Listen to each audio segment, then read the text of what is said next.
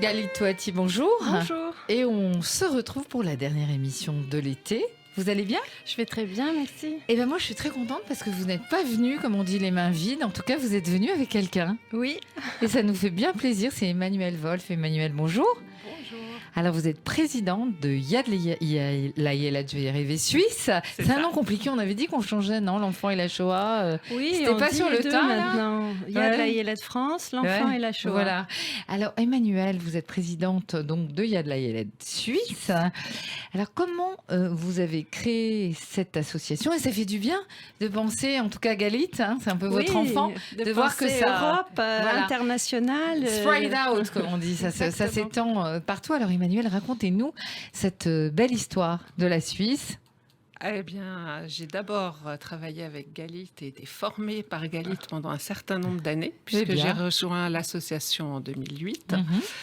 Et puis, activité professionnelle et opportunités professionnelles obligent. En 2014, je suis partie m'installer à Lausanne. Dans ce beau pays. Dans ce beau pays. Et puis, comme je suis enseignante, une fois que je m'étais posée en tant qu'enseignante, j'ai commencé à analyser ce qu'il y avait sur l'enseignement de la Shoah en Suisse romande. Et il n'y avait pas grand-chose. Et j'ai découvert que petit à petit, il y avait de la part des enseignants une demande, comme en France, d'outils pédagogiques adaptés. D'où l'idée de créer en 2015 Yad Layeled Suisse. Alors, ma question avant qu'on parle de Yad Layeled Suisse, c'est y a-t-il une grosse communauté juive en Suisse, notamment à Lausanne ? Il y a des petites communautés, je n'ai pas les chiffres en tête. D'accord. Je dirais que Lausanne est la troisième communauté de Suisse, après Zurich et Genève. Voilà. Et est-ce qu'il y a une synagogue ? Il y a une Est-ce qu'il y a une vie communautaire en Suisse ? Très très intense et très très active. Oui. Il y a donc une synagogue, il y a un centre communautaire, il y a un restaurant cachère, il y a une boucherie, épicerie. Il y a tout ce qu'il faut pour mener une vie juive parfaitement cachère. Alors quels en sont les membres ? Est-ce que c'est des membres plutôt très orthodoxes, libéraux ? Est-ce que c'est plus des gens qui viennent d'Europe de l'Est ou des séfarades ? Comment ça se répartit ? C'est une communauté très ouverte. Et je dirais que c'est ce qui fait son charme et sa richesse. On va du plus religieux au moins religieux. L'important, c'est finalement juste de se sentir juif et d'avoir envie d'être impliqué dans cette vie religieuse ou communautaire. Et puis, alors pour moi qui suis ashkénaze, ce qu'elle a de très intéressant, c'est qu'il y a des juifs du monde entier qui, par le fait des migrations diverses et variées, sont venus en Suisse. Donc, j'y ai découvert le judaïsme égyptien, le judaïsme d'ex-Yougoslavie, enfin voilà, de Grèce. Il y a un judaïsme qui vient d'absolument partout. Alors Emmanuelle, on sait que la Suisse a joué, on ne sait pas trop, vous allez peut-être nous expliquer, je suis sûre que vous le savez, un rôle plutôt neutre pendant la guerre, mais pas tant que ça. On sait qu'il y a eu des passeurs, hein. Vous faites d'ailleurs un itinéraire avec des gens pour montrer comment les passeurs faisaient transporter des Juifs de la France à la Suisse. Est-ce que vous pouvez nous faire juste rapidement un tour d'horizon sur le rôle de la Suisse pendant la guerre, qui n'est pas si évident que ça, il est assez controversé, je crois. Alors, je ne le ferai pas. D'accord. Parce que c'est trop long. Non, parce que c'est trop long. On a le temps, Emmanuelle. Parce que c'est extrêmement varié. En fait, il y a vraiment eu des situations très multiples. Ce que je peux dire, c'est que on va dire que les Suisses sont en train de découvrir qu'ils n'ont pas été si neutres que cela. Ouais. On va dire que les enseignants suisses, les adultes et du coup les élèves suisses sont en train de découvrir que leur histoire n'a pas été si tout blanc, tout noir qu'on leur disait jusqu'à maintenant. Et c'est là, du coup, aussi où Yad Layeled trouve toute sa place. Effectivement, donc, il y a cette histoire de randonnée. Donc, effectivement, comme la Suisse n'a pas été tout blanc, tout noir, il y a eu des réseaux de résistance. Il y a eu des réseaux de passage. Ça, c'est pour le blanc. Le noir, ça a été les refoulements à la frontière. Ça a été les soldats sur la frontière qui voulaient être plus royalistes que le roi. Il y a eu des collaborateurs aussi qui ont participé au régime nazi. Il y a eu un tampon J apposé sur les pièces d'identité suisses. Au début de la guerre, il y a eu à un moment des collaborateurs et des partisans du nazisme qui auraient bien voulu en faire plus. Il s'est posé au début de la guerre à un moment la question de laisser passer les Allemands en Suisse pour qu'ils puissent plus rapidement envahir les pays entourant la Suisse. Donc non, l'histoire de la Suisse est extrêmement complexe. Alors Emmanuel, là où c'est intéressant, il y a de la IELED France qu'on connaît bien, à des actions pédagogiques sur les enfants qui ont été sauvés, les enfants cachés en France, et on sait qu'il y en a eu beaucoup. Alors est-ce que vous reprenez la même thématique ou vous adaptez il y a de la IELED Suisse à la Suisse, à savoir les familles qui ont été cachées, les familles qui ont survécu, les passeurs, etc. Est-ce que vous adaptez ou vous faites le même travail que Galit ? Alors là où je fais le même travail que Galit, c'est dans les objectifs pédagogiques de l'association. Comme il y a de la IELED France, nous créons et nous créons des outils pédagogiques. Mais différents de ceux de du coup, IELED. adaptés aux besoins de l'enseignement suisse. Donc, on part toujours des enfants sauvés, puisque même si nous, on s'adresse à des élèves un peu plus grands de par la gestion des programmes scolaires, c'est quand même mieux de commencer par des enfants sauvés que par des enfants exterminés. J'ai perdu le fil. Non, vous commencez la différence qu'il y a entre la Suisse et la France. On construit donc à partir d'histoires d'enfants sauvés comme Galit. C'est vrai que là où justement on commence à réfléchir à un nouvel outil avec des amis, on va plus élargir le panel d'histoires. C'est-à-dire qu'on est en train de réfléchir à un nouveau projet où il y aura des enfants sauvés, mais il y aura des enfants refoulés. Voilà. C'est-à-dire que, par exemple, l'histoire sans parole qu'on met très souvent en avant ici avec Galit, qui est un magnifique ouvrage qui est sur Internet. On va en parler après. Est-ce que vous avez le même ou est-ce que vous voulez, parce que peut-être c'est un peu tôt, en créer un qui serait en fait adapté à la Suisse, c'est-à-dire qu'au lieu de voir des enfants à la campagne, on verrait des enfants juifs suisses ou français venir se cacher en Suisse et être dans les montagnes, par exemple. Oui, si je peux intervenir, bien sûr, c'est vrai que l'intérêt du travail d'Emmanuel, c'est le travail de contextualisation et aussi l'adaptation des ressources qu'elle connaît, puisqu'elle a largement participé à leur préparation alors qu'elle était en France. Et je rappelle qu'on a eu au moins 3 expositions auxquelles on a réfléchi ensemble sur les traces d'une photo, et puis après Enfants juifs à Paris, et enfin Face à l'histoire, qu'on avait conçu ensemble avec l'équipe pédagogique. Et donc, arrivant en Suisse, elle s'est adaptée au contexte de la Suisse. Donc ça a déjà été un gros travail. Elle a été comme elle est sur le terrain, elle a aussi recruté et fait découvrir donc ce travail de communication. Vraiment, il a été formidable de faire connaître aux enseignants suisses ce matériel, et ça demandait aussi beaucoup de travail. Des enfants déportés ou cachés à Paris, c'est ça ? Nous, ça a été une ouverture pour nous aussi, c'est-à-dire que Emmanuel, en arrivant en Suisse, elle nous a fait découvrir cette histoire des passages en Suisse. Et grâce à ça, on a pu aussi trouver des exemples qui sont valables aussi bien pour la France que pour la Suisse, c'est-à-dire tous ces récits d'enfants français, juifs, qui, pour être sauvés, ont tenté leur chance en passant la frontière. Alors, est-ce qu'il y a eu des enfants juifs suisses qui ont été obligés de se cacher, etc. J'imagine que non, puisque la paix... Suisse, non, ils n'ont pas été obligés de se cacher. Voilà. Donc, finalement, ils ont vécu heureux et ils eurent beaucoup d'enfants, c'est ça ? Pour les Suisses, oui. Pour les Suisses, il y a quand même eu une neutralité. Eux n'ont pas été du tout embêtés. Oui. D'accord. Donc, en fait, il y a de la IELED suisse, c'est plutôt de véhiculer l'histoire des Juifs de France, des Juifs et des enfants de France, si proches et si loin. C'est ça. Ouais. Et du coup, on a donc, si je reprends du coup les outils français, ce que disait Galit pour enfants juifs, 1939-1945, qui était une des expos qu'on a créées ensemble, on a du coup intégré un panneau sur les passages en Suisse, avec un témoignage du coup à l'époque d'André Panzer. Le témoignage d'André a attiré l'attention de la Haute École pédagogique vaudoise, qui du coup a intégré le témoignage d'André dans l'application qu'elle a développée, qui est maintenant téléchargeable sur l'Apple Store, qui s'appelle Fuir la Shoah.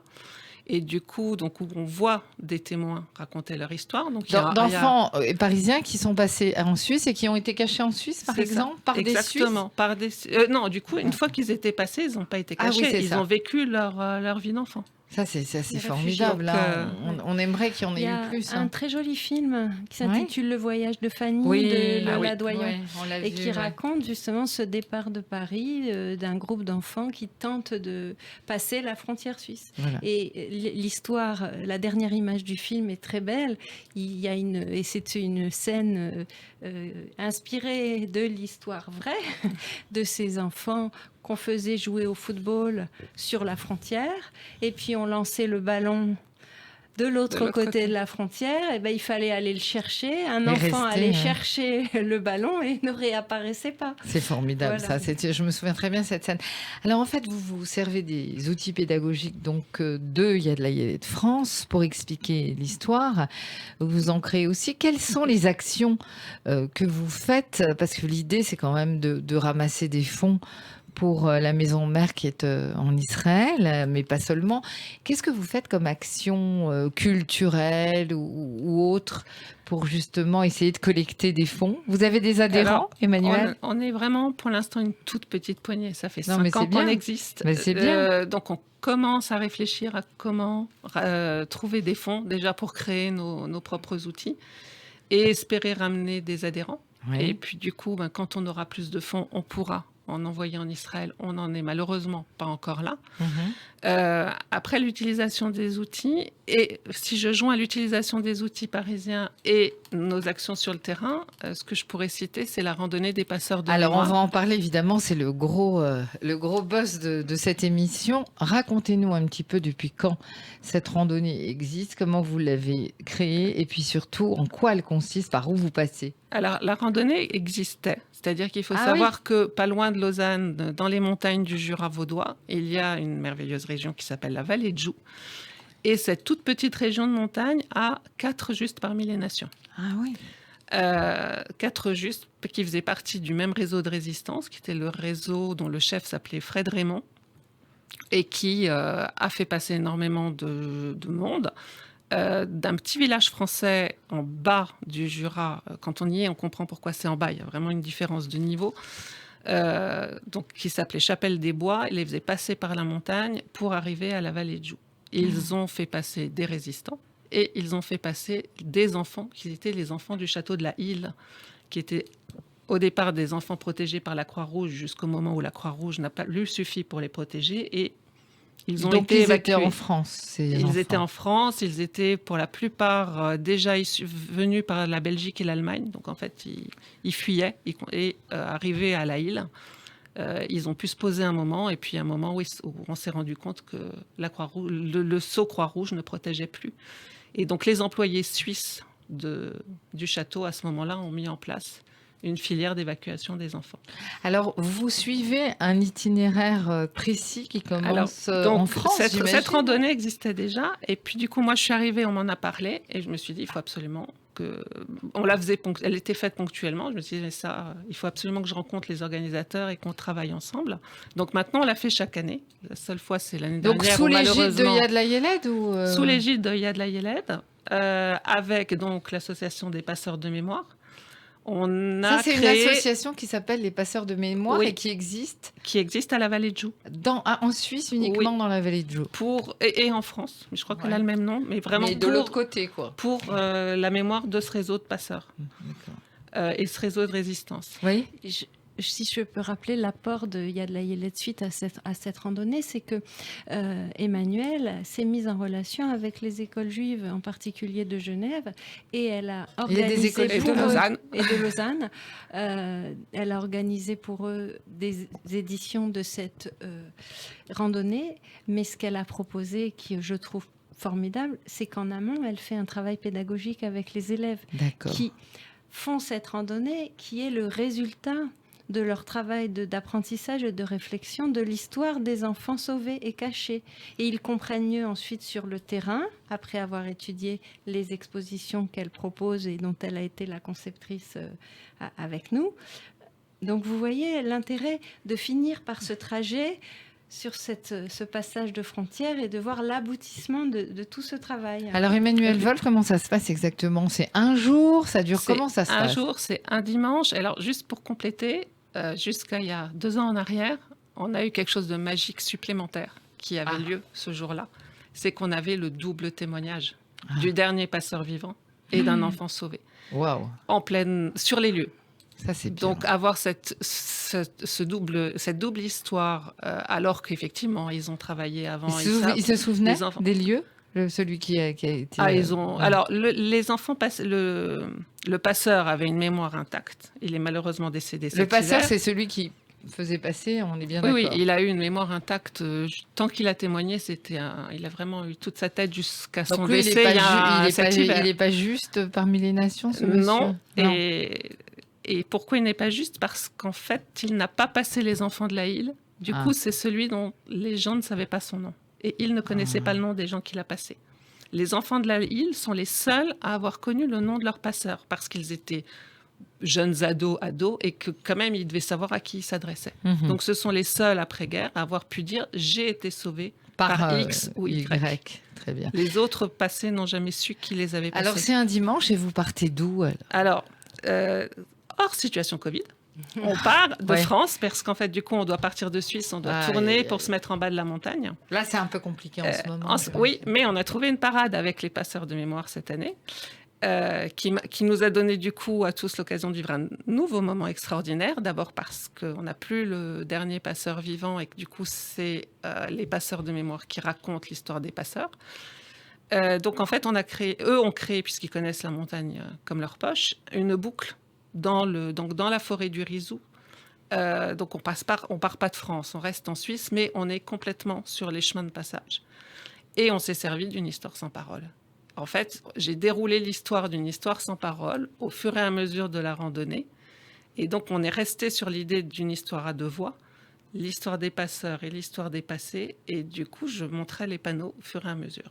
Et alors, ça dure combien de temps ? Donc, ça dure 3 heures, 4 heures. La marche en elle-même n'est pas très longue, mais le temps de se poser, de raconter, de pique-niquer, on en fait quand même un chouette moment. Et surtout, vous racontez les conditions. Est-ce que vous mettez les gens dans un certain état psychologique, à savoir, c'était difficile, Emmanuel et Galit, on est d'accord. Parfois, c'était l'hiver, il faisait froid, les gens n'étaient pas suffisamment vêtus, et puis il fallait les payer. Et puis, c'est bien que vous apportiez votre témoignage, parce qu'on a aussi des histoires noires, puisque vous prenez le blanc et noir de passeurs qui ont donné les Juifs, qui ne les ont pas accompagnés au bout, qui ont pris beaucoup d'argent. Donc on a aussi ce regard un peu négatif. Donc c'est bien que vous soyez là pour nous dire, non, finalement, il y a eu des gens extraordinaires.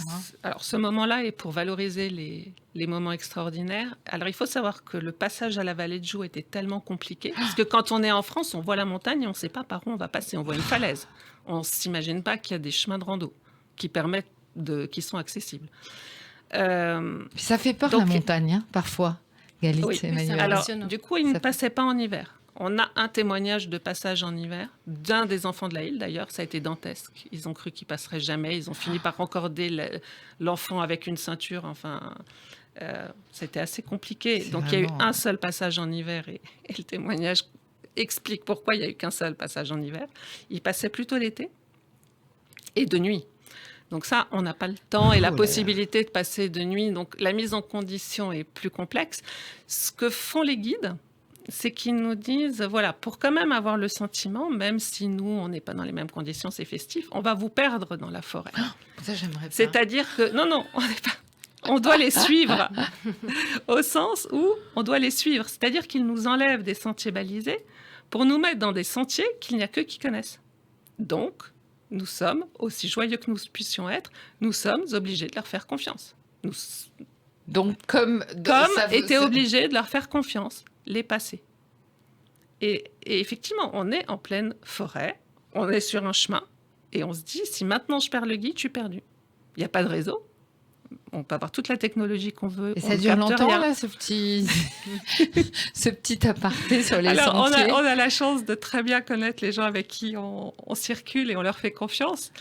Mais ça peut durer une demi-heure, 3/4 d'heure. Mais à la limite, en 10 minutes, une fois qu'on est perdu, on est perdu. Ouais.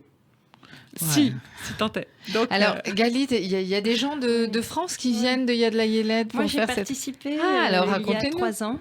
Ouais. C'était un moment formidable. On était parti effectivement de la Chapelle des Bois pour traverser. D'abord, on traverse un champ et puis on voit cette falaise avec des arbres et on ne sait pas par où on va passer. Et donc, on a suivi le groupe. C'était assez impressionnant. C'était donc avec cette école des élèves de 3e qui étaient, ou équivalents qui étaient venus, toute une Donc, classe l'école de de jeunes Genève, filles. là. C'était l'école de Genève. Et alors, dans cette et école, donc, cette classe, il n'y a pas que des juifs, donc j'imagine. Si, c'est une école juive. On peut Là, pas il- faire, excuse-moi Galit, Ouais. on peut pas mettre trop de monde sur un chemin de randonnée. D'accord. Donc, on est obligé de fractionner. Donc, cette année, on a fait 2 randonnées, une pour la communauté, les enfants de la communauté juive de Lausanne, et puis une autre randonnée qui nous a été demandée par une association, par le parc du Jura vaudois qui protège toute la zone. Donc, on a eu 2 groupes complètement différents. On peut pas être au-delà d'une quarantaine, c'est pas D'accord, possible. c'est déjà Donc beaucoup. on est obligé d'alterner dans l'organisation, une fois Genève, une fois Lausanne, une fois voilà. Donc cette année-là, c'était Genève. Voilà, cette année-là, c'était Genève. C'était très bouleversant de voir toutes ces jeunes filles qui marchaient, qui avaient mis leurs baskets et qui... Alors, ce que je comprenne bien, c'est à la demande. C'est-à-dire que moi, demain, je peux vous appeler et dire, voilà, on est un groupe de 20. On voudrait faire la randonnée des passeurs. Vous allez me dire quoi? Je vais vous demander du coup sur quelle saison. Enfin, il faut regarder la saison. Oui. Et depuis cette année, maintenant, on a trouvé un guide professionnel qui peut emmener des groupes hors les passeurs de mémoire, parce que les passeurs Voilà. de mémoire et nous, on a le même problème. On est tous complètement bénévoles. On fait tout ça en plus de notre vie professionnelle. Donc, on ne peut pas se démultiplier. On n'a pas tous les dimanches d'été disponibles. Mais maintenant, on a un guide en plus qu'on peut solliciter. Emmanuel, on donne un téléphone peut-être pour nous faire ce petit chemin du passeur de mémoire? 00 41 79 104 78 Sinon, sur pardon, Yad 76 58, excusez-moi. Et sinon, on contacte Galit sur info@yadlayeled.org ou via le site internet de l'association. Alors justement, j'imagine, Emmanuel, que pour les outils pédagogiques, vous servez aussi du site internet qui a été remis à jour, ouvert. Comment ça se passe là? Racontez-nous, Alors, Galit. écoutez, j'étais venue la dernière fois pour lancer le site internet et annoncer qu'à partir du 1er juillet, les enseignants et le grand public pouvaient y retrouver toutes les ressources conçues par l'association depuis l'année 2010. Ça marche bien? On l'a lancé, on a déjà été contactés, ça veut dire que les enseignants ont consulté le site, ont fait des demandes via le formulaire accessible sur le site. C'est très réjouissant. D'abord parce que les personnes qui ont témoigné pour nos expositions, dont on avait enregistré les témoignages, ont pu les retrouver dans l'espace enseignant. Et dans cet espace enseignant qui présente les outils que nous avons évoqués, nous présentons également l'exposition conçue pour la Suisse spécifiquement, c'est-à-dire pour des élèves plus grands, que Emmanuel a intitulé Art écho de l'indicible. Galit, il va bientôt falloir se séparer. Juste 2 mots sur les commémorations du Vélodrome d'hiver, puisque vous faites partie. Il y a de la Yéled. Alors comment ça s'est passé? Oui, nous étions le 16 juillet, donc date anniversaire, 70e anniversaire cette année de la rafle du Veldiv, qui a eu lieu donc à Paris les 16 et 17 juillet 1942. Nous étions au jardin mémorial des enfants du Veldiv autour des amis des fils et filles des déportés juifs de France. Serge Klarsfeld a évidemment bien parlé. Le rabbin Olivier Kaufmann a évidemment récité un kaddish et le El Malé Rachamim. Nous avons déposé notre gerbe de fleurs. C'était très chaleureux. C'est Rachel Gédinac, notre amie témoin enfant caché, qui a déposé la gerbe pour l'association. Sinon, les parents ont été raflés pendant la rafle. Oui, le père avait été arrêté en mai 41 pendant la rafle du billet vert. Et la mère a sauvé Rachel et sa sœur, leur permettant d'échapper au lieu de rassemblement où ils avaient été arrêtés, regroupés avant le transfert au Veldiv, parce que des policiers tournaient la tête, d'après une voisine dont la fille avait pu s'échapper. Et la mère de Rachel a dit à Rachel et sa sœur, vous sortez. Il y en a qui ont eu de la chance. Voilà. Merci beaucoup Galite. Il Merci est à temps vous. de Merci se beaucoup. séparer. Emmanuel, merci d'être Merci venu infiniment de m'avoir invité. jusqu'à et de m'avoir depuis reçu. Lausanne. Merci d'avoir été avec nous sur Radio J. Galite, on se retrouve en septembre. Hein. Avec grand plaisir. On va vous laisser vous reposer un peu et plein évidemment d'événements. Il y a de la Yélène en septembre. Oui, on Merci. continue. Merci.